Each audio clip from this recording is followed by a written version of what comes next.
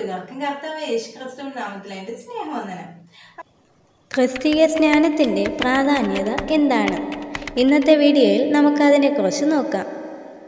കർത്താവായ യേശുക്രിസ്തു സഭയ്ക്ക് നിയമിച്ച 2 കർമ്മങ്ങളിൽ ഒന്നാണ് സ്നാനം.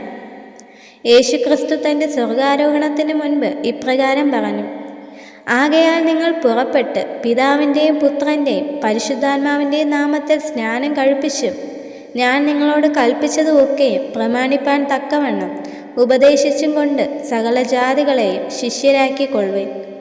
ഞാനോ ലോകാവസാനത്തോളം എല്ലാ നാളും നിങ്ങളോട് കൂടെയുണ്ട്.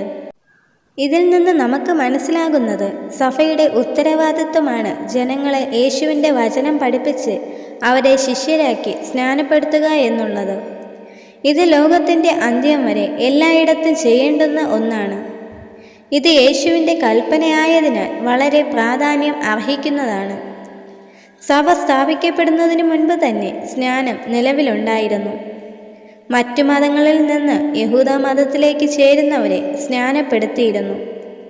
ഇത് അവർ ശുദ്ധരായി എന്നതിൻ്റെ അടയാളമായിരുന്നു. യേശുവിന് വഴിയൊരുക്കുവാനായി യോഹന്നാൻ സ്നാപകൻ സ്നാനം നടത്തിയിരുന്നു. എല്ലാവർക്കും മാനസാന്തരം ആവശ്യമായിരിക്കിയാൽ ജാതികൾ മാത്രമല്ല യഹൂദന്മാരും സ്നാനപ്പെടേണ്ടിയിരുന്നു. എന്നാൽ യോഹന്നാന്റെ മാനസാന്തര സ്നാനവും അപ്പോസ്തല പ്രവൃത്തികൾ 18-ാം അധ്യായം 24 മുതൽ 26 വരെയുള്ള വാക്യങ്ങളിൽ പറയുന്ന ക്രിസ്തീയ സ്നാനവും തമ്മിൽ വ്യത്യാസമുണ്ട്. ക്രിസ്തീയ സ്നാനത്തിന് വളരെ ആഴമേറിയ അർത്ഥമുണ്ട്.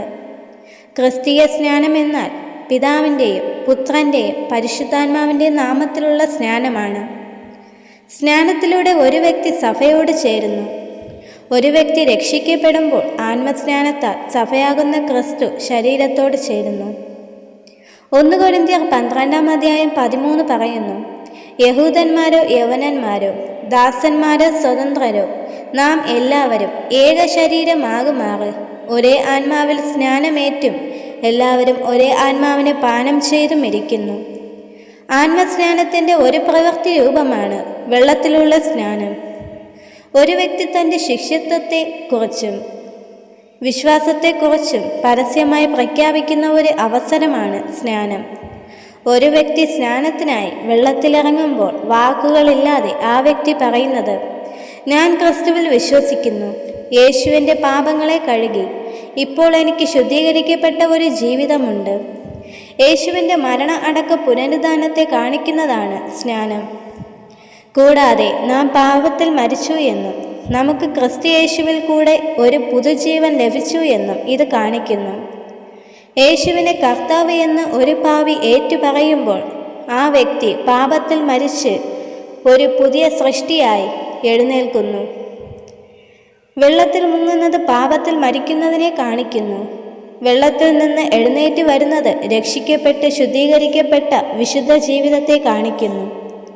റോമർ 6-ാം അധ്യായം 4-ാം വചനം ഇങ്ങനെ പറയുന്നു: അങ്ങനെ നാം അവൻ്റെ മരണത്തിൽ പങ്കാളികൾ ആയിത്തീർന്ന സ്നാനത്താൽ അവനോട് കൂടെ കുഴിച്ചിടപ്പെട്ടു. ക്രിസ്തു മരിച്ചിട്ട് പിതാവിൻ്റെ മഹിമയാൽ ജീവിച്ചെഴുന്നേറ്റതുപോലെ നാമും ജീവന്റെ പുതുക്കത്തിൽ നടക്കേണ്ടത് തന്നെ. ഒരു വിശ്വാസിയുടെ ഉള്ളിൽ രഹസ്യമായി നടന്ന മാറ്റത്തിൻ്റെ പരസ്യമായ സാക്ഷ്യമാണ് ക്രിസ്തീയ സ്നാനം. രക്ഷിക്കപ്പെട്ടതിന് ശേഷം ദൈവിക കൽപ്പനയോടുള്ള അനുസരണമാണ് സ്നാനം. സ്നാനവും രക്ഷയും തമ്മിൽ ബന്ധമുണ്ടെങ്കിലും സ്നാനപ്പെട്ടെങ്കിലേ രക്ഷ പൂർണ്ണമാകൂ എന്നില്ല. കാര്യങ്ങളുടെ ക്രമം ബൈബിളിൽ കാണുന്നു. 1. ഒരു വ്യക്തി കർത്താവായ യേശുക്രിസ്തുവിൽ വിശ്വസിക്കുന്നു. 2. ആ വ്യക്തി സ്നാനപ്പെടുന്നു. അപ്പോസ്തല പ്രവൃത്തി 2-ാം അധ്യായം 41-ലും ഈ ക്രമം കാണുവാൻ കഴിയുന്നു. ഒരു വിശ്വാസി ക്രിസ്തുവിൻ്റെ മരണ പുനരുദ്ധാനങ്ങളോട് ഏകീഭവിച്ചു എന്നത് ചിത്രീകരിക്കുന്നതാണ് സ്നാനം. എവിടെയെല്ലാം സുവിശേഷം പ്രസംഗിക്കപ്പെടുന്നുവോ അവിടെയെല്ലാം ജനങ്ങൾ യേശുവിനെ വിശ്വസിക്കും. അങ്ങനെയുള്ളവരെ സ്നാനപ്പെടുത്തണം. അതിനാൽ ദൈവം നിങ്ങളെ എല്ലാവരും ധാരാളമായി അനുഗ്രഹിക്കട്ടെ. ആമേൻ.